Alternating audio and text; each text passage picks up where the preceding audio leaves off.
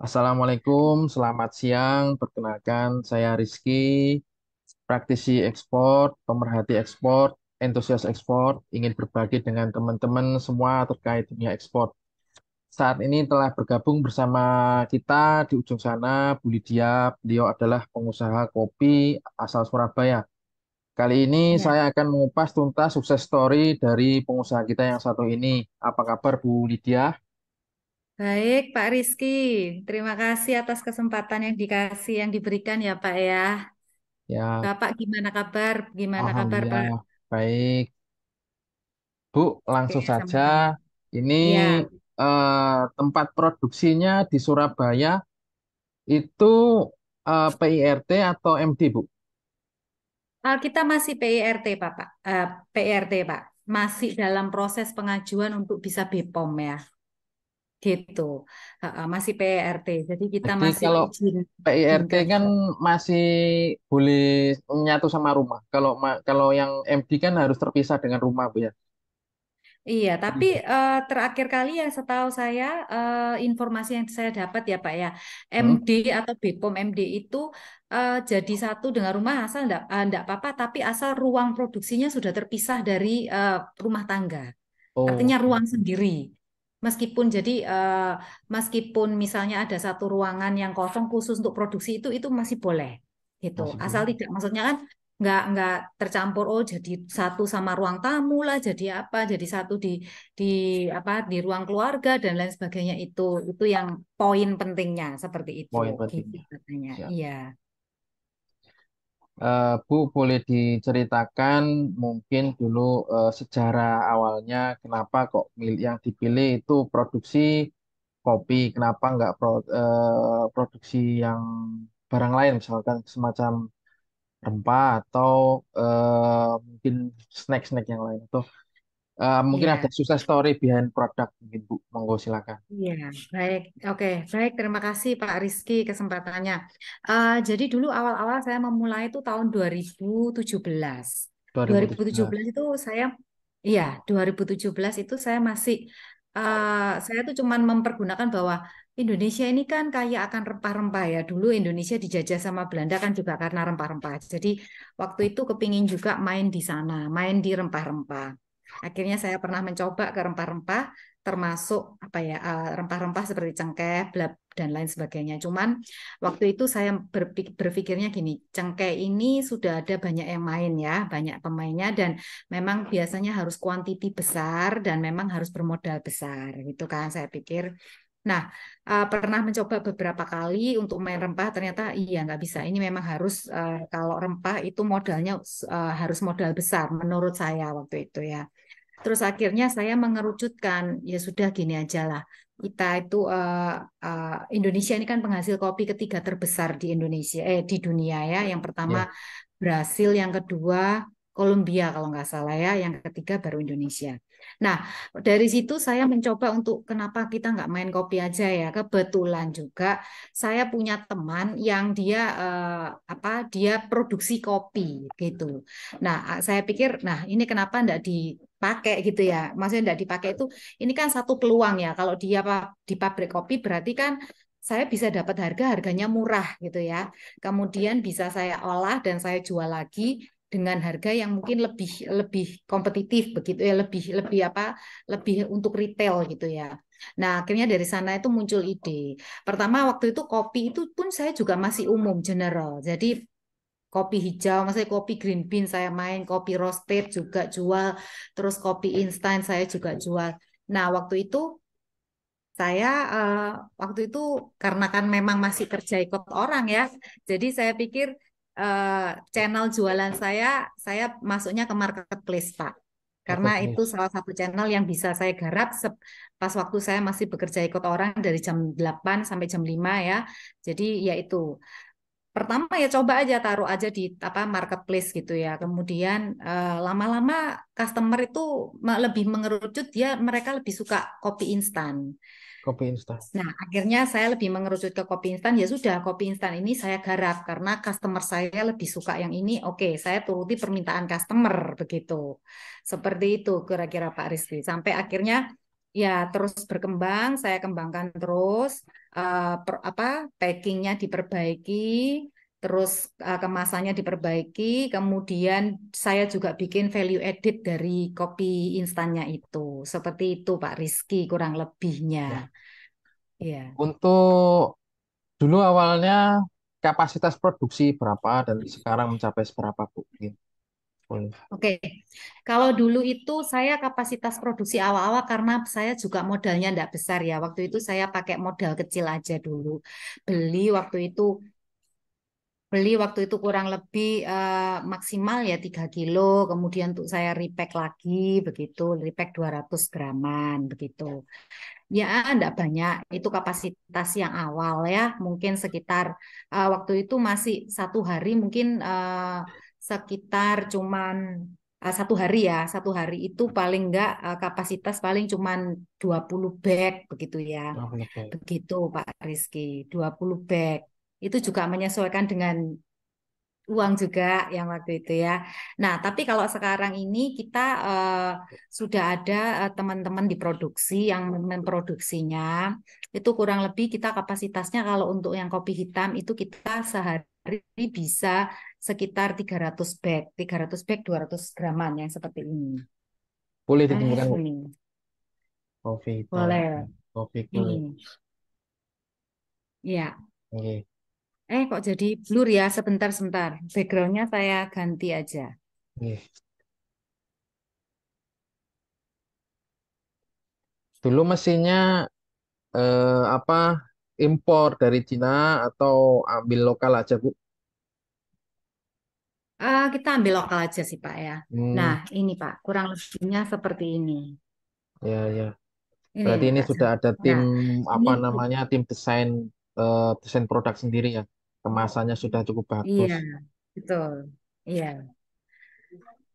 begitu. Iya, jadi kita perbaiki. Untuk kopi hitam yang instan ini kopi hitam yang instan ini kita punya 5 jenis Pak Lima Rizky. jenis. Ada yang Hmm, mulai dari Robusta sampai bagus. Arabica, Arabica Gold. Kemudian ada yang agglomerated yang katanya orang-orang ini kan ini hampir seperti merek sebelah yang Nescafe itu. Sorry nggak nyebut merek dah ya. Ya, Ini enggak apa-apa. gitu. Itu Ini. agglomerated itu nggak ada tanpa ampas tuh maksudnya, Bu ya? Ini semua tanpa ampas, Pak, Oh, yang semua saya tanpa jual. ampas. Kopi instannya tanpa ampas semua. Jadi Hmm, dia selain bisa dinikmati sendiri ya, maksudnya kopi hitam dinikmati sendiri, bisa juga value added untuk bahan kue juga bisa. Jadi untuk percampuran untuk kue, kopi, es krim, gelato gitu ya. Minuman kekinian tuh biasanya banyak yang pakai punya saya gitu. ini selain marketplace kan juga sasaran ekspor juga, Bu ya. Nah, Iya itu betul, kita masih sudah mencoba untuk pernah ekspor. dibawa ke apa pameran atau expo luar negeri barangkali Oh pernah. mungkin dalam atau luar. Kalau di dalam negeri dulu masih awal-awal tahun 2018 ya Pak ya, yang waktu kita ikut TEI-nya sama Kemi Di- itu. Oh, Cuman siap. waktu itu juga kemasan juga masih belum secakep ini ya, Hmm, kemasannya belum secakep ini. Nah, cuman kemarin itu waktu itu ya kemasannya belum secakep ini dan waktu itu saya masih jualnya roasted bean gitu ya, roasted bean. Nah, pameran luar negeri yang pernah saya ikuti pameran di Turki, Pak, yang Musiat atau Musaid ya, oh, Musaid Buleni gitu. ya. Ya, Buleni Mila itu Buleni, ya. Buleni. Kita pernah ikut itu. Terus kemudian bisnis matching pernah sama bisnis matching sama China. Bisnis matching Yang di China. mana itu oh, Geraha Pena itu bukan? Iya, iya, iya, betul, betul. Geraha Ah, Pena itu. ya. Di situ. Siap. Oh, ini Ya, kita kan ya ikut ya, Pak ya? saya ikut juga, Bu. Iya, ketemu Ya, ya, jadi Pak ya. gini. Oh ya, sebenarnya gini Bu, kita memanfaatkan akses luar negeri itu ada beberapa macam kan. Salah satunya ITPC, KBRI, sama FTA, terus apa namanya juga diaspora. Nah, Diaspora, eh, betul ya. nah itu mana se- dari sekian banyak itu Ibu sudah memanfaatkan yang mana? Yang paling maksimal itu yang menurut Ibu paling karena saya sendiri juga mulai ini. Jadi saya amati itu diaspora itu ada yang buka toko di luar negeri di sana, buka toko Buleni di Turki, terus ada juga yang pernah kenal itu di apa Australia ada, di Mesir ada, di Jepang ada, dan beberapa negara lain. Nah, itu monggo Ibu memanfaatkannya sejauh mana? Yang paling maksimal menurut Ibu itu yang dari sekian banyak fasilitas yang diberikan pemerintah. Iya, terus jujur terus terang ya Pak ya. Saya ini kan memang orientasinya untuk ekspor dulu. Awal cita-cita awal kepinginnya ekspor. Cuman Oh, waktu itu ya sudahlah. Saya mikir ya sudah ndak usah muluk-muluk dulu. Kita kan ekspor, kita kuasai dulu pasar lokal. Akhirnya saya genjot dulu pasar lokal. Nah, kemudian yang pasar ekspor ini belum terlalu termaksimalkan menurut saya ya. Karena karena menurut saya belum menggunakan menghubungi ITPC juga belum dan lain sebagainya juga belum. Kita masih by apa ya? By channel aja. Kemudian hmm, yang terakhir itu kemarin itu kita ada apa bisnis matching ya. Saya mempergunakan bisnis matching gitu. Jadi kemarin Kolapop Kanada itu ikut. Jadi ketemu sama bayarnya Kanada dan lain sebagainya itu juga waktu itu via channelnya siapa ya? Saya lupa. Overdose, tahu Overdose ya? belum. Overdose nggak tahu ya. Nah, itu lewat channel situ ketemu sama bayarnya Kanada, ngobrol-ngobrol seperti itu. Gitu aja sih. Kalau untuk saya mempergunakan ITPC atau ADAK itu saya jujur terus terang belum. Jadi belum berintens seperti itu gitu Pak Rizky. Tapi ini memang di tahun ini proyek saya mau menembus pasar ekspor itu. Kemarin itu kita mengadakan apa kita juga ikut eh, apa ya ikut kurasinya proyeknya pemerintah untuk ikut yang ECP itu loh, Export Coaching Program. Oh ya, yang PPEI bukan Bu? Ya, ya PPII Kemendak gitu ya. Nah, Ya, itu eh, saya lagi mencoba itu dan alhamdulillah ternyata lolos. Jadi nanti Mei ini mulai pelajarannya gitu. ke Dari Jakarta situ berarti Bu ya, eh online Surabaya, masih Surabaya. Surabaya. Ini yang Oh, PPI Jawa Timur. oh, siap siap siap. Iya. Oh iya, selama ini penghargaan yang sudah pernah diraih barangkali Bu, terkait produk maupun tempat produksi atau mungkin juga sertifikasi yang sudah ada, mungkin bisa kayak HACCP atau apa gitu Bu, monggo silakan atau halal Iya, mungkin. iya. Selain kalau untuk apa? Kalau untuk izin edar kita sudah punya PIRT ya Pak ya. Kalau IRT. untuk sertifikasi kita sudah sertifikasi halal itu sudah kita dapatkan melalui audit, bukan melalui yang pengajuan. Kan sekarang ada pengajuan yang itu ya, pengajuan gratis dan lain sebagainya. Itu kita melalui yang audit full Hmm, sudah didapat tahun kemarin. halal Dan gitu. alhamdulillah juga sudah dapat halal. Hmm. Itu halal, halal. Kemudian untuk nextnya itu kita mau ke HACCP. Cuman memang kalau HACCP memang kita terkendala ruangan produksi. Ruang Ruangan produksi. produksi itu kalau HACCP setahu saya memang harus terpisah benar dari rumah tangga. Nah, sedangkan punya saya kan masih belum. Nah, itu yang masih masih saya coba. Kemudian kita berproses juga sih Pak, kepingin dapat apa sertifikasi GMP juga dan lain sebagainya gitu.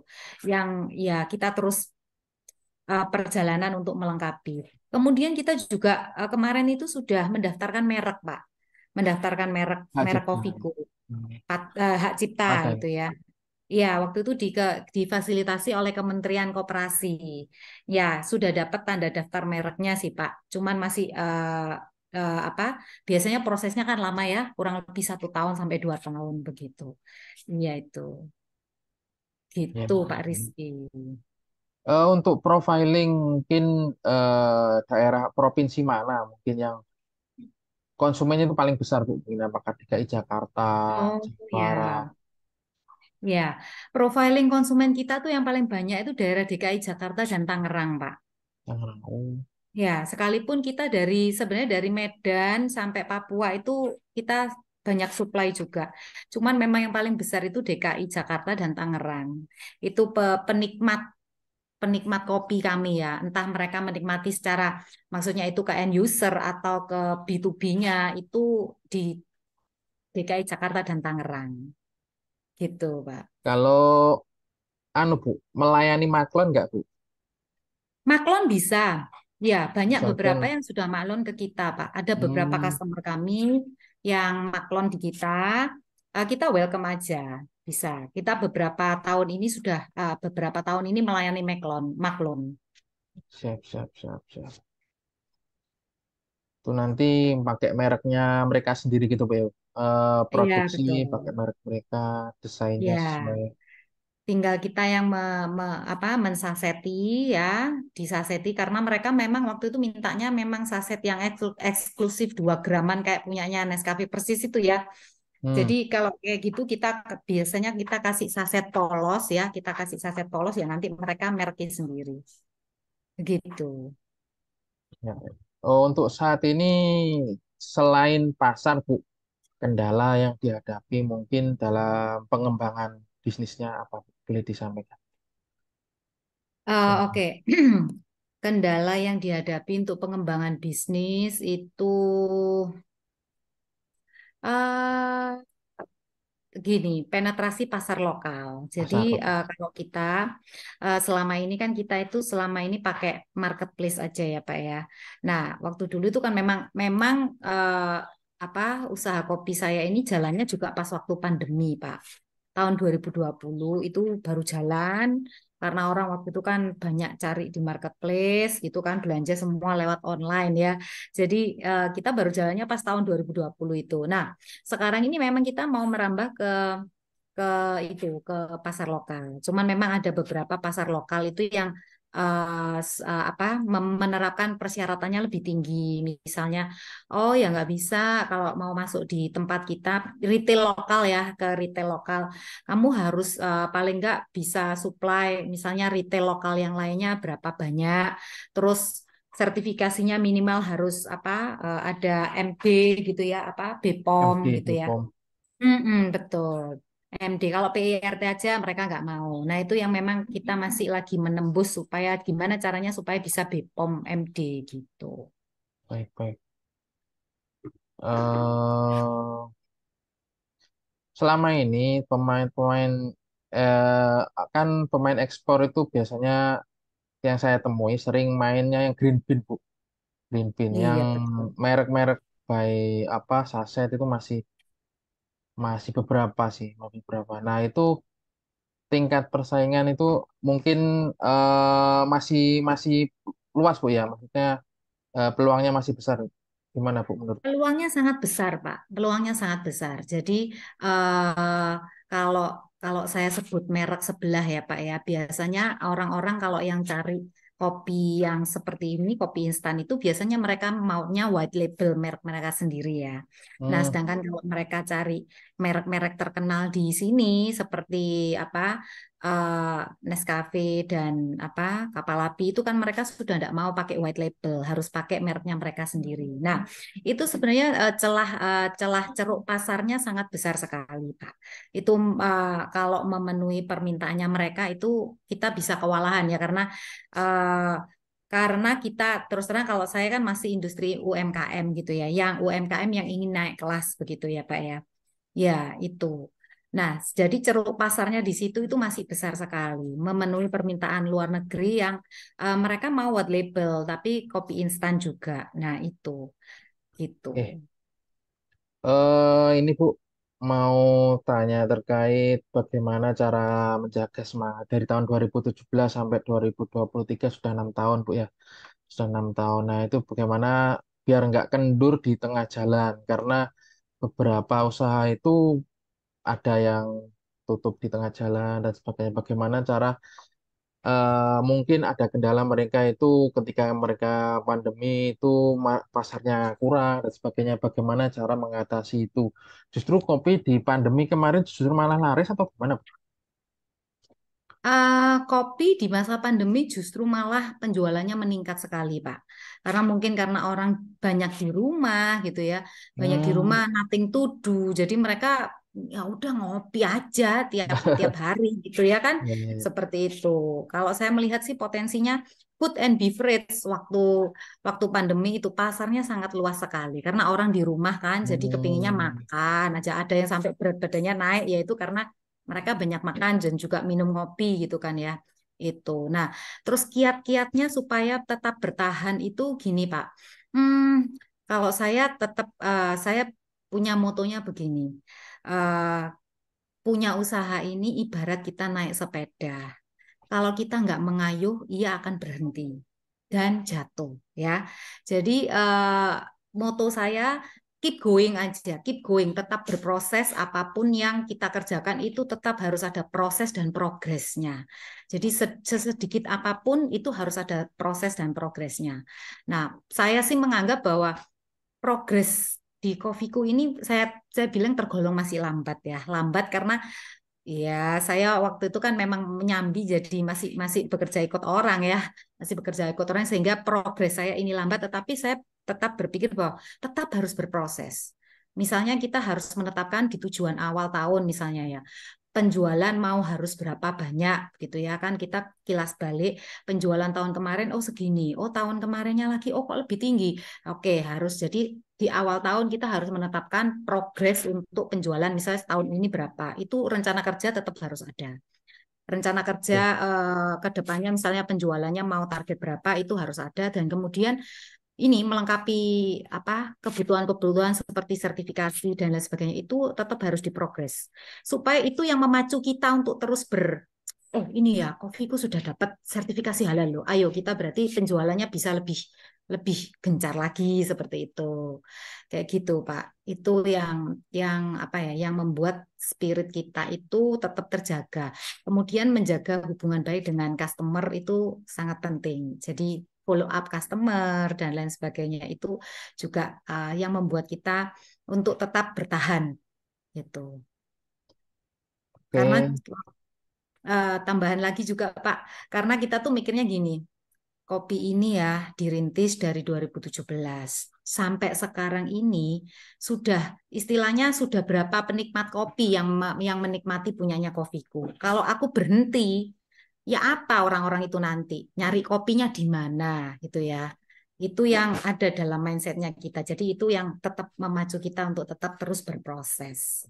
Gitu Pak Rizky. selama ini Ibu meng-hire marketing sendiri atau Ibu lakukan sendiri?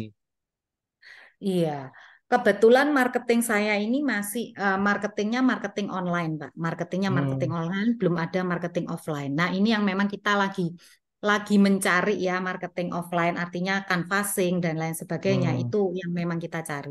Sementara ini kita marketingnya via via online. Online itu semua sosmed itu kita gencar terus seperti itu. baik-baik. Terima kasih. Ada lagi yang mau disampaikan, Bu? eh saya pengen nyemangati teman-teman aja. Meskipun kita mulainya dari kecil gitu ya, tapi kita tetap berproses, harus punya spirit untuk menjadi sukses gitu aja, Pak. Amin, Bahwa amin. setiap usaha itu memang dimulai dari kecil dulu gitu. Nanti seiring dengan berjalannya waktu, ya eh, apa yang di atas itu akan memberikan porsinya sesuai kapasitas Iya. kita. Jadi tetap berjuang buat teman-teman yang punya usaha, nggak boleh patah semangat. Patah semangat boleh, kok penjualan dikit ya, ya patah semangat dikit, tapi harus tetap kembali bangkit. Terima kasih Bu Lydia Ya, atas sharingnya. ya, Semoga rekan-rekan yang mendengar informasi ini mendapat ilmu baru, semangat baru, dan semoga tambah sukses. Terima kasih atas waktunya Bu amin. Lydia. Ya, terima Sukses selalu. kasih Pak Rizky. Assalamualaikum. Selamat siang. Waalaikumsalam. Selamat siang Pak Rizky.